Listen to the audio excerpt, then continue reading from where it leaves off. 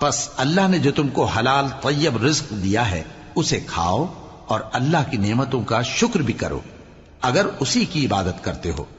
اس نے تم پر مردار اور لہو اور سور کا گوشت حرام کر دیا ہے، اور جس چیز پر اللہ کے سوا کسی اور کا نام پکارا جائے اس کو بھی۔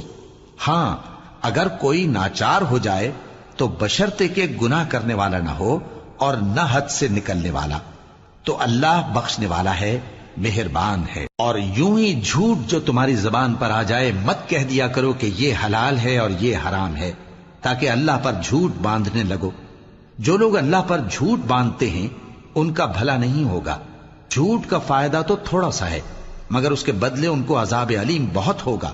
اور جو چیزیں ہم تم سے پہلے بیان کر چکے ہیں وہ ہم نے یہودیوں پر حرام کر دی تھی، اور ہم نے ان پر کچھ ظلم نہیں کیا بلکہ وہی اپنے آپ پر ظلم کرتے تھے۔